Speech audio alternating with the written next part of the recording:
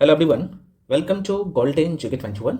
Friends, golden opportunity है आप सभी कैंडिडेट के लिए, जो कि आप सबको पता है कि आपका एग्जाम डेट फाइनली आपने देखा है कि आउट हो चुका है बीएसएससी सीजन 4 का। और अभी जो टाइम बचा हुआ है आप देखेंगे तो टाइम अगर कैलकुलेट करिएगा तो चूंकि आपके हाथ से लगभग मार्च का भी 10 दिन निकल गया, तो अब जो टाइम है वो बहुत ज़्यादा नहीं है। लगभग मान के चलिए ना कि 20 दिन मार्च का, अप्रैल का 30 दिन, मई का 31 दिन, मान के चलिए ना 30 दिन है ना। जून में आपके पेपर है तो वो आपका जो समय जाएगा, जो कि लास्ट का जो मंथ होता है ना कहीं कई सारे प्रेशर होता है आपके दिमाग में, और कई बार सिलेबस भी पूरा नहीं होगा तो ये सारी चीजें चलता है, रिवीजन करते हैं है ना। तो जो एक्चुअल टाइम आपके पास जो बचा हुआ है ना मेरे भाई, यही टाइम है और यही सच्चाई है। ये चीजें आपको कोई नहीं बताएगा। तो लगभग 80 से लेके मैं मान के चलता हूं कि 90 दिन का ही टाइम बचा हुआ है। अगर आपको एक सीट कंफर्म करना है तो बस लग जाना है इसी कड़ी में। बहुत सारे फ्रेंड्स का ये रहता है कि सर मैथ्स और रीजनिंग तो आप बता दिए कि हमें कैसे 75 में, क्योंकि आप सबको पता है ये जो 75, देखो कई बार यहाँ पे 80 भी हो जाता है, कई बार 60 भी हो जाता है, लेकिन ऑन एन एवरेज देखा गया है तो रीजनिंग का जो क्वेश्चन आता है लगभग 50 के आसपास में, और जो मैथ्स का क्वेश्चन आता है अगर आप देखेंगे तो लगभग 25 के आसपास में, कई बार 20 रहता है, तो यहाँ पे रीजनिंग में बढ़ जाता है। वहीं अगर मैं जीके की बात करूं है ना, तो इसमें दो सेक्शन है, एक तो साइंस है, एक आर्ट्स वाला सेक्शन है ना। तो यहाँ पे जो आर्ट्स वाला सेक्शन है 50 क्वेश्चन आता है, और जो साइंस है लगभग 20, कभी 25, कभी 30 भी हो जाता है। तो ऑन एन एवरेज मान के चलिए कि ये यही है 75 मार्क्स। अब यहाँ पे समस्या, चूंकि ये तो मैं आपको बता दिया हूँ, ये यूट्यूब पे फ्री में करवा भी रहा हूँ, पूरा कर लीजिए सीरीज। 75 में 75 आएगा, मैं कह रहा हूँ, एक भी नंबर नहीं कटेगा। और टाइम भी जो आपके पेपर में जो सिर्फ 2 घंटा का टाइम दिया जाता है ना आपके पेपर को करने के लिए, जिसमें 75 मैथ्स और रीजनिंग और जीके का 75 क्वेश्चन रहेगा, आराम से कर सकते हैं ना। तो ये सब कुछ करवाया जा रहा है मैथ्स और रीजनिंग के लेके, तो मैं बता दिया हूँ, और तरीका भी बता दिया हूँ, कौन से टॉपिक भी पढ़ना है वो भी बता दिया है ना। अब यहाँ पे जीके जीएस के लेके बहुत सारे फ्रेंड्स का ये था कि सर हमें ये बता दीजिए। तो आप जो अभी इस वीडियो में देखने वाले हैं, मात्र 110 टॉपिक को पढ़ के फुल में फुल नंबर लाइएगा, मतलब कि पूरा सिलेबस कवर हो जाएगा है ना। और आप सबको पता है कि जीके जीएस में 75 में अगर 60 प्लस क्वेश्चन या 55 से 60 क्वेश्चन सही कर लेते हैं तो आपको टॉपर बनने से कोई नहीं रोक सकता है। और यहाँ पे जो बता रहा हूं करिए, लास्ट टाइम में नहीं हो पाएगा, यही टाइम है करने का। अब सबसे बड़ा क्वेश्चन उठता है आपके मन में, जाहिर सी बात है ये सबके मन में आता है कि एक्चुअली सर हमें कौन सा टॉपिक पढ़ना है और कहाँ से पढ़ना है। साइंस के लिए क्या एनसीईआरटी जरूरी है? तो बिल्कुल जरूरी है ना। क्योंकि अब जिस तरीके से क्वेश्चन पूछे जा रहे हैं, चाहे हिस्ट्री हो, पॉलिटी हो, ज्योग्राफी हो, इको हो, या साइंस में फिजिक्स हो, केमिस्ट्री हो, या करंट अफेयर्स हो, सबको अच्छे करना है। और आपके पास तो यार अभी 80 दिन है, बोनाफाइड बन जाइएगा। ठीक है, तो ये तो सब आप लोग पहले से जान ही रहे हैं, और बता भी दिया हूं कि भाई देखो जीके जीएस का ये सारे सेक्शन आपको पढ़ने हैं। आप देख सकते हो 50 जो क्वेश्चन आएगा, जिसमें आपके पेपर में हिस्ट्री का जो योगदान रहता है, उसके बाद यहाँ पे pol science, geography, Indian economy, current affairs, Bihar special और स्टैटिक जीके। यहाँ से जो है आप देखेंगे तो 50 के आसपास में क्वेश्चन आता है, 50 क्वेश्चन। साइंस में मैं बात कर लूँ तो भाई देखो बायो, फिजिक्स, केमिस्ट्री, एनवायरमेंट और साइंस एंड टेक्स है। देखो ये दोनों सेक्शन से ना करंट अफेयर से प्रश्न पूछ लिए जाते हैं। कैसे क्वेश्चन आता है अभी मैं बताऊंगा इसी वीडियो में, ध्यान से देख लीजिए। अब आपके मन में क्वेश्चन आएगा कि सर ठीक है आप हमें टॉपिक बता दीजिए, इसीलिए तो यार आया हूं है ना कि भाई टॉपिक ही बताने, और क्या आपका अप्रोच होना चाहिए। मैं सारी चीजें इस वीडियो में बताऊंगा, ध्यान से देख लीजिएगा ना सारे सेक्शन का। अच्छा, इसी कड़ी में हम आपके लिए, क्योंकि कई सारे फ्रेंड्स का ये है कि सर हमें हिस्ट्री में क्या पढ़ना है, पॉलिटी में क्या पढ़ना है, या फिर लुसेंट से या बाकी बुक से पढ़ते हैं तो हमें याद नहीं होता है। भाई एक सच्चाई मैं बताऊं, लुसेंट या बाकी जो अन्य बुक है, अगर आपका बेसिक सही नहीं है तो आपको समझने में दिक्कत आएगी। क्यों आएगा, कैसे आएगा, मैं आपको इसी वीडियो में बताऊंगा। अगर आपको अच्छे स्कोर करना है तो भाई किसी मेंटर के साथ है ना, या फिर वैसे जगह जुड़ सकते हो जो आपको अच्छे से चीजें एकदम बच्चे जैसे समझा दे और माइंड में चिपका दे, और ये पॉसिबल है। अभी मैं बताऊंगा कैसे करना है, ठीक है। तो अच्छा, जो लोग इस बैच में आना चाहते हो भाई आ सकते हो।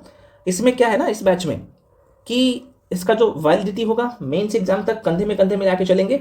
सारे सब्जेक्ट आपका प्री और मेंस दोनों का तैयारी करवाया जा रहा है। और इसका जो फी है आप सबको पता है कि 1599 था, कम करके मात्र 53 कर दिया हूं। तो जो लोग ज्वाइन करना चाहते हो कर सकते हो। और सबसे बड़ी बात है कि ये बैच जो शुरू हुई है 8 मार्च 2026 से है ना, मतलब एक दिन पहले शुरू हुई है ये बैच। तो जो लोग ज्वाइन करना चाहते हो, करना क्या पड़ेगा, कुछ नहीं। देखो भाई कंफ्यूजन रहता है, पहले डाउट क्लियर कर लीजिए। ये जो नंबर आपको दिख रहा होगा 7319924130, क्योंकि ये नंबर क्या है, पेमेंट का नंबर भी यही है, ठीक है ना। उसके बाद कॉलिंग नंबर भी यही है और ये व्हाट्सअप नंबर भी यही है। तो पेमेंट भी इसी नंबर पे करना है, उसका स्क्रीनशॉट करके, चूंकि ये व्हाट्सअप नंबर है तो इसी पे भेज देना है।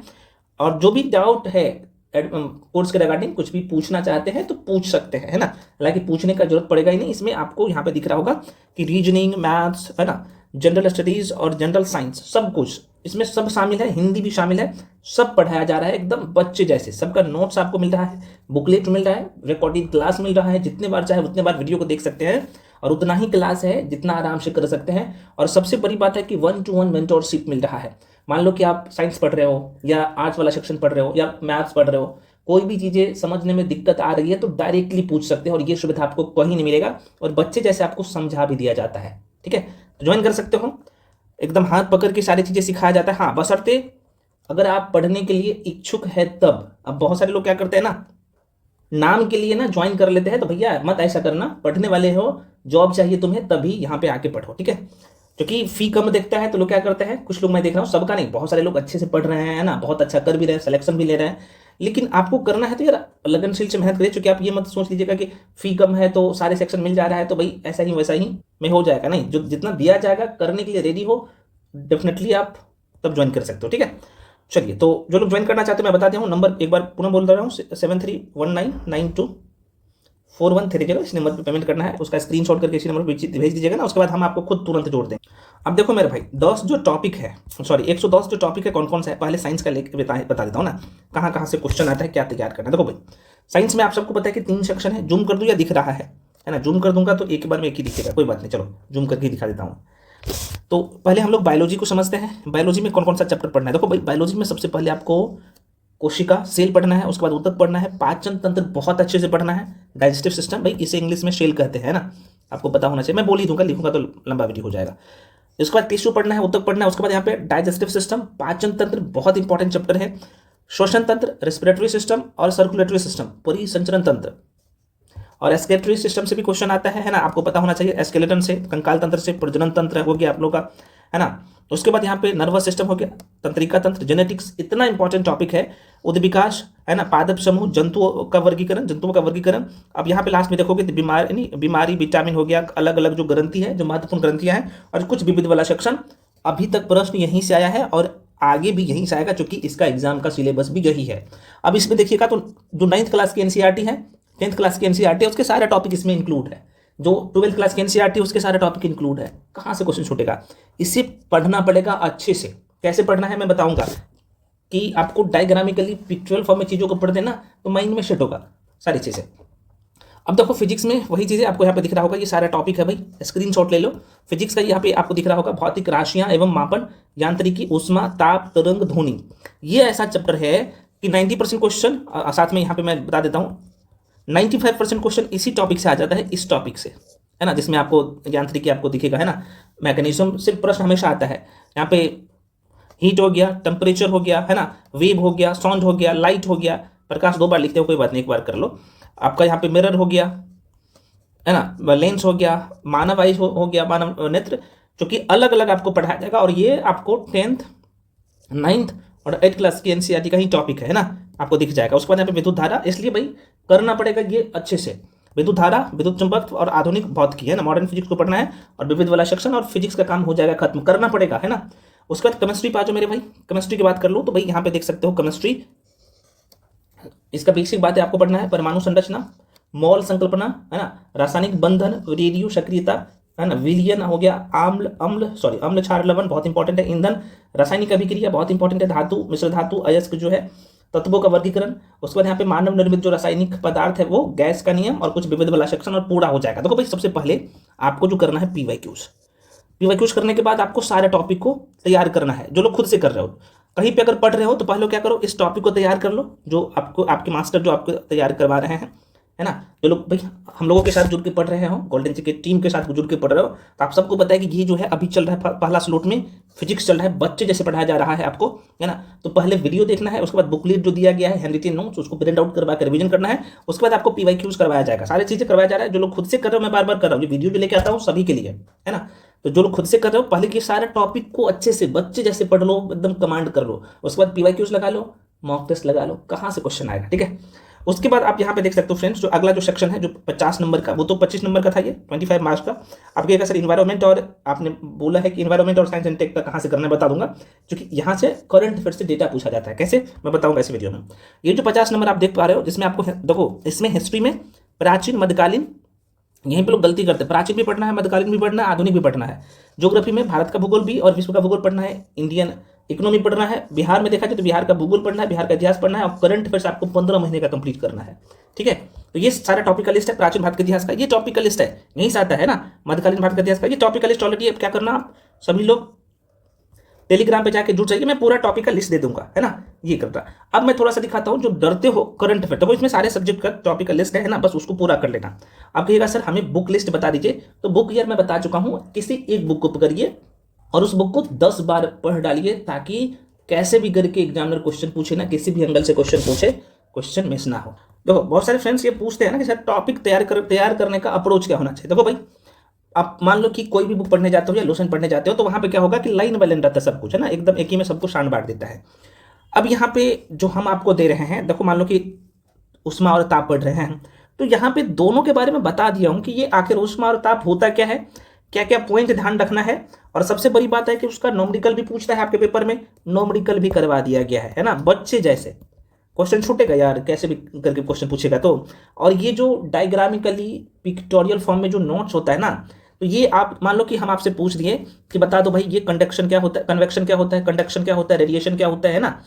अब यहाँ पे बच्चे रटते हैं, भाई रटने वाला चीज थोड़ी ना है। अब डायग्राम से आपने समझ लिया तो बताइए कभी भूल पाइएगा। और एग्जाम में इसका स्टेटमेंट देके भी क्वेश्चन पूछा जाएगा, हालांकि लिख भी दिया हूं, लेकिन इसका कंसेप्ट आपको पता है ये होता क्या है, तो क्वेश्चन आराम से बना पाइएगा ना। यही होता है कि जिनको लंबा समय लग जाता है, 5 साल 7 साल 10 साल भी मैं देख रहा हूं, तो उसमें, और जो एक बार में कर लेते हैं उसमें, तो ये करना पड़े। ठीक है, तो इस तरीके से आपने समझ लिया कि भाई करने का क्या अप्रोच होना चाहिए। मान लो कि आप तरंग पढ़ रहे हो, ध्वनि पढ़ रहे हो, अब तरंग होता क्या है, अगर बेसिक चीजें समझ लिए तो क्वेश्चन छूटेगा। यही अप्रोच होना चाहिए। मान लो आप लाइट पढ़ रहे हो, अगर लाइट पढ़ रहे हो, अगर कंसेप्ट क्लियर है पहले, जैसे मान लो कि ये लाइट का चैप्टर है ना, इसमें आपको पता है कि हमें लाइट के बारे में समझना है, लाइट के क्या गुण होते हैं, लाइट का क्या स्रोत होता है, लाइट प्रकाश में देखा जाए, है ना, क्योंकि ये प्रकाश का चैप्टर है जिसे हम लोग लाइट कहते हैं इसमें। तो परावर्तन क्या होता है, अपवर्तन क्या होता है, पूर्ण आंतरिक परावर्तन क्या होता है, इसी लाइन से क्वेश्चन आता है ना। और सबसे बड़ी बात है यहीं पे आपको डायग्रामिकली सब कुछ समझा दिया जाता है, और ये करना पड़ेगा भी। ठीक है ना, तो मेरे कहने का मतलब ये है कि भाई आप अच्छे से पढ़ो, ताकि आपका सारे सेक्शन, मान लीजिए आप बायो का मान लो कि बायो का आप कोशिका से शुरू कर रहे हैं, सेल पढ़ रहे हैं, अब फर्स्ट टाइम भी बायो पढ़ रहे हो, तो भाई आपको चीजें पता होना चाहिए, है ना, कि आखिर कोशिका होता है क्या है, कॉर्क क्या होता है, ये कहाँ से खोजा गया था, किसने खोजा, इसका उद्भव कैसे हुआ है, ये सारी चीजें अगर पता होगा, बेसिक चीजें, है ना, सेल आखिर होता है क्या है, इसका स्ट्रक्चर क्या होता है, अगर ये चीजें अगर आपको पता है तो समझने में भी नहीं दिक्कत होगा, और आपको याद भी होगा। और आप सबको पता है कि अभी हाल ही में जो बिहार के तमाम एग्जाम, उसमें अभी जो क्वेश्चन पूछा जा रहा है, जो बेस पकड़ के 8th को पकड़ रहा है, 9th को पकड़ रहा है और 10th को पकड़ रहा है, और ये सारे एनसीईआरटी ऑलरेडी इस नोट्स में इंक्लूड है। तो यही कारण होता है, आपने देखा रिव्यू भी देखा होगा कि जो पढ़ाया गया था क्वेश्चन वहीं से आ रहा है, क्वेश्चन एक भी बाहर नहीं जा रहा है। कारण क्या कि भाई जहां से क्वेश्चन उठा के पूछ रहा है, तो भाई आपको तो कंप्लीट करवा जा रहा है। मैं पुनः कर, जो खुद से भी कर रहे हो, तो यार इस तरीके से आप इस अप्रोच से पढ़िए, ताकि लंबे समय तक याद हो। प्रैक्टिस करिए। आप थ्योरी कंप्लीट कर लिए हैं, तो अब क्या करना है, प्रैक्टिस करना है। प्रैक्टिस के लिए कोई भी बुक मत पकड़ो, घटना चक्र का उठाओ और उसका ऑब्जेक्टिव लगा डालो, चाहे मेरे साथ पढ़ रहे हो या कहीं और पढ़ रहे हो, क्योंकि प्रैक्टिस करना जरूरी होता है। ये प्रैक्टिस आपको बहुत काम देता है एग्जाम हॉल में, है ना, टाइम बचता है, कंफ्यूजन में जो क्वेश्चन गलत करते हैं उससे भी आप बचते हो। ठीक है ना। अब कुछ भाई साहब बोलते हैं ना कि सर हमें करंट अफेयर्स किस लेवल का तैयार करना है ना, ताकि पूरा फुल स्कोर हो जाए। तो मेरे भाई देखो, करंट अफेयर्स का भी अपना एक सिलेबस है, क्योंकि बिहार एग्जाम के लिए तैयारी कर रहे हो, तो चूंकि अगर 2-3 क्वेश्चन बिहार का करंट अफेयर्स का आ ही रहा है, तो एक साथ में कवर होना चाहिए। देखो कैसे करवाया जा रहा है ना। अभी जैसे मैं आपको इन्वायरमेंट, और देखो ये राष्ट्रीय घटनाक्रम है, एक जगह आपको मिल रहा है, अरे भाई पढ़ लो ना, और ये बहुत ज़्यादा नहीं रहता, लगभग 15 से 20 पेज का रहता है, और पूरे मंथ्स का है इसमें, है ना, बच्चे जैसे सब कुछ दिया गया है। जैसे आर्थिक घटनाक्रम हो गया, है ना, मैं थोड़ा सा दिखा देता हूँ, साइंस एंड टेक कहाँ से कंप्लीट करना है, अंतर्राष्ट्रीय घटनाक्रम हो गया। अब जैसे आप नीचे जाओगे, है ना, जैसे पर्यावरण का, तो ये जो डेटा है, यहीं इस डेटा से पूछा जाता है कुछ। साइंस एंड टेक मैंने बोला ना कि भाई विज्ञान एवं प्रौद्योगिकी से क्वेश्चन पूछता है ना, इसी डेटा से जो डिजीज है, जो भी बीमारी है, जो भी डिजीज है, जो न्यूज में है, वहां से क्वेश्चन उठा के पूछता है ना। जैसे महत्वपूर्ण योजना से क्वेश्चन पूछेगा, तो सारे ये की पॉइंट जब आप देखते जाओगे ना, तो आपके माइंड में सेट होते जाएगा, और यही करना भी पड़ेगा आपको अगर मान लो कि चर्चित व्यक्ति को देखना है तो ये मंथली बैच आपको एक बार करना पड़ेगा। उसके बाद टेस्ट दीजिए और रिवीजन करिए, ये अप्रोच होना चाहिए। ये तरीका अपनाओ, आपका सिलेक्शन कंफर्म है ना। जैसे आप युद्ध अभ्यास पढ़ते हो तो मंथली वाइज एक बार अच्छे से पढ़ लेते हो ना, तो भाई उसके बाद वन लाइनर मैगजीन को उठा के भी रिवीजन करते हो ना, तो चूंकि आपके ये बेस तैयार है, ये करना पड़ेगा। और इसलिए मैं बोला हूँ कि 110 टॉपिक को पूरा करिए, आप लंबे समय तक जो है चीज़ों को याद भी रखेंगे और एग्जाम में क्वेश्चन भी गलत नहीं होगा। मान लो कि आप आर्ट्स वाला सेक्शन, मान लो कि हिस्ट्री पढ़ रहे हो, हिस्ट्री में मान लो कि आप बौद्ध धर्म को पूरा करेंगे, तो आपको पता है कि बौद्ध धर्म का जब हम पूरा करेंगे इस टॉपिक को, तो परिचय, ज्ञान की प्राप्ति, विशेषताएं, कुछ महत्वपूर्ण तथ्य और बौद्ध संगीतियाँ। आपकी एग्जाम की जो वन डे एग्जाम की डिमांड है भाई यही है ना, और चीज़ों को डायग्रामिकली कर लेते हैं तो क्या होगा ना कि भाई ये लंबे समय तक याद रहता है। देख सकते हो सारी चीज़ें इस तरीके से फॉर्मेट में आपको दिया जाता है। और जो लोग नोट्स बनाते हैं और जो मेहनत किया गया है, ये एक दिन का मेहनत नहीं है, आप ना 80 से 90 दिन में इसे पूरा करेंगे, लेकिन इसमें सालों का मेहनत है जो आप लोगों के लिए किया जा रहा है ना। तो यार जो दिया जा रहा है अच्छे से मेहनत करिए, पढ़िए, ताकि आपका एक सीट कंफर्म हो जाए। ठीक है फ्रेंड्स, सारे सेक्शन, ऐसा नहीं कि एक टॉपिक में ऐसा है, सारे टॉपिक में इस तरीके से आपको दिखेगा, है ना। एक दो टॉपिक में मान लो कि आप मगध साम्राज्य को पढ़ रहे हो तो इतने अच्छे से करवा दिया गया है ना, एक बार पढ़ लोगे ना और उसके बाद रिवीजन दूसरे बार में करोगे ना, तो ये देखते जाओगे, माइंड में रहते जाएगा। और यही अप्रोच तो होना चाहिए। ठीक है, तो कुछ फ्रेंड्स यहाँ पे बोल रहे थे सर हमें सिर्फ पीडीएफ दे दीजिए। देखो भाई पीडीएफ में क्या है ना कि पीडीएफ हम आपको दे देंगे, तो पीडीएफ में कुछ चीज़ें शॉर्ट फॉर्म में है, तो जब तक आप वीडियो नहीं देखिएगा ना तो आपको समझ में नहीं आएगा। तो भाई जितना पीडीएफ का प्राइस है उतना तो मैं तुम्हें कोर्स दे रहा हूँ 999 में। बताओ, इसमें आपको कंप्लीट कोर्स मिल रहा है, 999 में कंप्लीट कोर्स मिल रहा है, इसमें करंट अफेयर्स सब कुछ शामिल है। तब क्या चाहिए आपको, है ना। दिल निकाल के दे दो, तो आराम से पढ़िए। बहुत मेहनत किया गया है और मैं आपको जो भी चीज़ें देता हूँ वो दिखा के देता हूँ, है ना। ऐसा नहीं कि जो खाने के लिए कुछ और होता है, दिखाने के लिए कुछ और होता है, बिल्कुल नहीं है। आप चाहो तो यूट्यूब पे देख सकते हो। मेरे कहने का मतलब ये है, जो खुद से भी तैयार कर रहे हो ना, जो टॉपिक मैंने बताया, जिस तरीके से बताया वैसे तैयार कर लीजिए, एक बार में एग्जाम क्लियर होगा और अच्छे नंबर से होगा। करना पड़ेगा, जो कि आप देख रहे हैं सीट बहुत ज़्यादा है, तो हम कैसे भी करके सिलेक्शन ले लेंगे। तो भाई सही अप्रोच से आप पढ़ाई नहीं करोगे तो फिर दिक्कत होगा सिलेक्शन लेने में, तो इसलिए करना पड़ेगा। तो आशा करते हैं बहुत सारे फ्रेंड्स का जो डिमांड था कि सर हमें जीके जीएस के लिए कौन से टॉपिक पढ़ना है, तो बता दिया हूँ। आप क्या करिए, टेलीग्राम पे जाके जुड़ जाइए, वहाँ पे ये टॉपिक का लिस्ट भी मैं दे दूंगा, तो चीज़ों को आराम से कर सकते हैं ना। और देखो भाई ये जो सबसे लास्ट में जो बैच शुरू हुई है, आप सबको पता होना चाहिए, है ना। बैच अलग अलग होते हैं। जो सबसे लास्ट में बैच जो शुरू हुआ है उसमें आप लोगों के लिए जो टारगेट बनाया गया है 80 दिन का, इसमें 20-20 दिन का स्लॉट है। और देखो मैंने आपको दिया हूँ, जो लोग खुद से भी तैयारी कर रहे हो भाई, आपको इसी वे में तैयार भी करना है। जैसे पहला स्लॉट में जो आपको तैयार करना है, मैथ्स में percentage, profit and loss, simple interest, compound interest, है ना, और रेशियो। और डेली यहाँ पे मैथ्स में 2-2 घंटा का टाइम देते हो, और ये अगले 20 दिन में पूरा करना है ना, जो कि आपको करवाया जा रहा है वीडियो के थ्रू, बुकलेट सब कुछ दिया जा रहा है। रीजनिंग में यहाँ पे 5 टॉपिक कंप्लीट करना है, जो लोग खुद से कर रहे हो या फिर जो लोग जुड़ के पढ़ रहे हो, तो ऑलरेडी आप कर रहे हैं ना पहला स्लॉट में। उसके बाद यहाँ पे जीके में आप देख सकते हो कि इतिहास को पूरा करना है अगले 20 दिन में, जिसमें प्राचीन, मध्यकालीन, आधुनिक ये करना है। करंट अफेयर्स में अगस्त 2025 से लेकर मार्च 2025 तक सबका बुकलेट आपको मिल रहा है ना, इस बैच में भी। तो ये करवाया भी जा रहा है और करना पड़ेगा आपको, है ना। साइंस में अगले 20 दिन में फिजिक्स को एकदम बच्चे जैसे पी जाना है, और ये आपको पिलाया भी जा रहा है सारे टॉपिक को। ठीक है, तो आशा करते हैं आप पढ़ रहे हैं सही तरीके से, और पढ़ना पड़ेगा एक सीट चाहिए तो फ्रेंड्स मिलते हैं अगले वीडियो में। सभी लोग टेलीग्राम पे जाके जुड़ जाइए। टेलीग्राम पे जुड़ने से फायदा ये मिलेगा, क्योंकि जो भी स्लॉट होता है उसका बुकलेट सब कुछ जो है आपको दे दिया जाता है। ये जो आप देख पा रहे हो पीडीएफ वाला, ये वाला पीडीएफ वो दे दिया जाता है। सारे टॉपिक का लिस्ट भी दे दिया हूँ, तो वहाँ से जाकर डाउनलोड कर सकते हैं। मिलते हैं अगले वीडियो में। और हाँ देखो भाई, जो आप लोगों का क्लास है मैथ्स और रीजनिंग का 1 शॉर्ट वीडियो जीके जीएस का, वो ऑलरेडी चल रहा है, जाके चेक करिएगा तब ना। कुछ लोग बोलते हैं सर आप सिर्फ पेड बैच में क्लास देते हो, भाई यूट्यूब पे भी क्लास दे रहा हूँ, जाके देखिए, है ना। अभी मैं रीजनिंग में 2 दिन पहले तो शुरू हुआ है जो 1 शॉर्ट वीडियो है, उसमें रीजनिंग का 2 टॉपिक पूरा हो गया, एक ब्लड रिलेशन और एक जो है एनालॉजी टेस्ट। मैथ्स का भी जो है आज से या कल से शुरू हो जाएगा, बाकी जीके जीएस तो चल ही रहा है, तो जाके चेक करिएगा तब ना।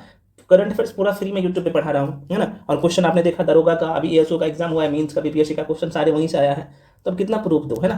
खैर मिलते हैं अगले वीडियो में। वीडियो बड़ा हो गया है, पढ़िए, जो तरीका बताया हूँ कहीं से भी पढ़ रहे हो पढ़ो, लेकिन ये सेक्शन को कंप्लीट करिए, क्योंकि ये जो सेक्शन मैं आपको दिया हूँ, टॉपिक दिया हूँ, पिछले साल जो बीपीएससी का रिकॉर्ड रहा है, सॉरी बीपीएससी बोल रहा हूँ, बीएसएससी का,